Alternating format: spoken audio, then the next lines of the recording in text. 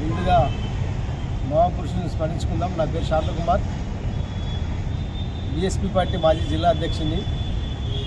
ఈరోజు ఆదోని జిల్లా ఉద్యమం గురించి మరి మీడియా మిత్రులకి నేను తెలియజేసేది ఏమంటే, ఆదోని జిల్లా కావాలని పోరాటం చేస్తున్నాను జిల్లా సాధన కమిటీ.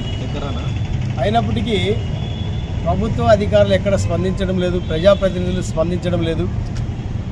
మరి ఆదోని ప్రజలు ఏం చేశారో మరి తెలియదు, కానీ వారు చేసిన పాపమేమో అసలు గవర్నమెంటు ఉమ్మడి కూటమి ఉన్నటువంటి మరి చంద్రబాబు నాయుడు అయితేనే ఈరోజు ముఖ్యమంత్రిగా ఉండి అసలు స్పందించడం లేదు. కాబట్టి ఆదోని ప్రజలు సౌలభ్యాన్ని, సౌకర్యాన్ని లేదా అభివృద్ధిని ఆర్థికంగా కానీ మరి ఎదగాలనే ఆలోచనతో ఉన్నారు, కానీ ఇప్పటి వరకు ఎక్కడ స్పందించడం లేదు. గతంలో చేసినటువంటి పాలకులు, రాజకీయ నాయకులు అక్కడ దాదాపుగా 2 కుటుంబాలు పాలించడం జరిగింది. ఒక రెడ్డి కుటుంబము, ఒకటి నాయుడు కుటుంబము. అయినప్పటికీ వాళ్ళు ఎక్కడేసిన గొంగలు అక్కడనే ఉంది ఈ ఆదోని ప్రాంతము. కాబట్టి ఆదోని డివిజన్ జిల్లా చేస్తే ఎంతో అభివృద్ధి జరుగుతుందని ఆశిస్తున్నారు ప్రజలు, కానీ చేయడం లేదు. ఈరోజు సాగునీటి సమస్య అయితేనేమి, తాగునీటి సమస్య అయితేనేమి చాలా విపరీతంగా మరి సమస్య ఉన్నది. దాని మీద స్పందించడం లేదు ప్రభుత్వాలు కూడా. నిజంగా చెప్పాలంటే ఉపాధి ఎంతో మరి సెకండ్ బ్యాంక్ అనే పేరున్నటువంటి ఆ యొక్క ఆదోనిని నాశనం చేశారు. అక్కడ ఉన్నటువంటి మరి కాటన్ మిల్స్ 3 ఉన్నాయి. కార్మికులు దాదాపుగా 6,000 కుటుంబాలు మరి జీవనం చేసేది. ఆ యొక్క కార్మికులు రోడ్ల పాలైనారు.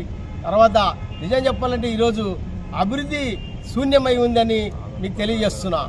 ఆదోనిని ఒకవేళ జిల్లా చేయకపోతే మరి కర్ణాటకలో బళ్ళారి జిల్లాలో కలిపితే అక్కడైనా సాగునీరు, తాగునీరు సమృద్ధిగా దొరుకుతాయి. అంతేకాకుండా వాటర్ ఫెసిలిటీ ఉంటే ఉపాధి దొరుకుతుంది. ఎందుకంటే పరిశ్రమలు వస్తాయి, మంచి పరిశ్రమలు వస్తాయి, మంచి ఉపాధి దొరుకుతుంది. మంచి నీటి సౌకర్యం ఉన్నట్టే రైతులు చాలా అభివృద్ధి అవుతారు, ఆర్థికంగా బలపడే అవకాశాలు కూడా ఉన్నాయని కూడా నేను తెలియజేస్తున్నా. కాబట్టి ముఖ్యమంత్రి గారు ఇప్పుడైనా దాన్ని స్పందించి ఒకవేళ ఆదోని డివిజన్ని మరి బళ్ళారి జిల్లాలో కలిపితే చాలా బాగుంటుందని కూడా నేను తెలియజేస్తున్నా.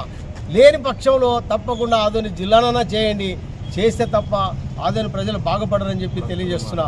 అక్కడ బ్రతుకులు మారాలంటే ఆదోని జిల్లా కావాలి, లేదా ఆదోని డివిజన్ని బళ్ళారి జిల్లాలోనూ కలపాలి.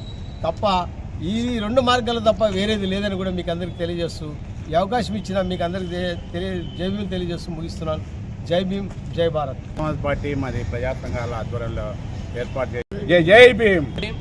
నా పేరు రాజకుమార్, నేను బహుజన్ సమాజ్ పార్టీ కర్నూలు సిటీ కన్వీనర్గా వేశాను. మిత్రులారా, ఈరోజు మన మాజీ జిల్లా అధ్యక్షులు శాంతకుమార్ గారు అయితేనేమి, అలాగే బీఎస్పీ పార్టీ తరఫున ఎమ్మెల్యే కంటెక్ట్ చేసిన మరి నాయకులు సోమసుందర గారు అయితేనేమి, వాళ్ళ ప్రతిపాదన విన్నాం. మిత్రులారా, మరి ఆదోని జిల్లాలో ఆదోని జిల్లా చేయాలని మరి ఎంతో అక్కడున్న ప్రజలు చాలా ఇబ్బంది పడుతున్నారని, ఆదోనిని బళ్ళారిలో కలపాలని మరి ప్రతిపాదన అనేది ఈరోజు మనము మాట్లాడుకుంటున్నాము. అలాగే కర్నూలు కూడా మరి హైకోర్టు ఇవ్వకపోతే మరి మాజీ రాజధాని అయిన హైదరాబాద్లో కలపాలని సోమసుందర గారు మాట్లాడడం జరిగింది. మిత్రులారా, ఈరోజు ఆంధ్రప్రదేశ్ రాష్ట్రము చాలా మరి పేదరికంలో ఉంది, చాలా ఇబ్బందులు పడుతుంది. మరి హైకోర్టు అక్కడున్న ఉండవల్లిలో హైకోర్టుకి రోడ్డు కూడా లేదు. మిత్రులారా, మరి ఇలాంటి పరిస్థితుల్లో అంటే నీరు, రోడ్లు, ఈరోజు ఆంధ్రప్రదేశ్ రాష్ట్రము గుంతలమయంగా మారిపోతుంది. రోడ్లు కూడా చాలా ఇబ్బందులు ఉన్నాయి. మరి కర్నూలు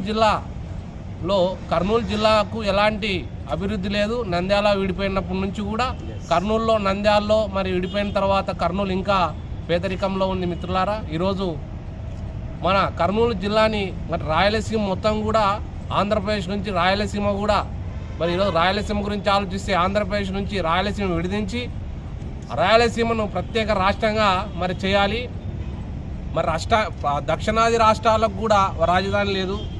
మరి దక్షిణాది రాష్ట్రాలకు రాజధాని కూడా ఏర్పాటు చేసి మరి ఇలాంటి కర్నూలులో ఉన్న పరిస్థితులను బట్టి కూడా చాలా బాధాకరంగా ఉన్నాయి. కర్నూలు ప్రజలు చాలా ఆవేదనతో ఉన్న. మిత్రులారా, ఇవన్నీ కూడా జరగకపోతే మరి బళ్ళారి బళ్ళారిలో మరి ఆదోని జిల్లాను బళ్ళారిలో కలపకపోయినా, మరి కర్నూలు జిల్లాను హైదరాబాద్లో కలపకపోయినా, మరి అలాగే ఇలాంటి పరిస్థితులు కూడా మీరు చేయకపోతే ఆంధ్రప్రదేశ్ రాష్ట్ర వ్యాప్తంగా మేము ఉద్యమాలు చేస్తాము.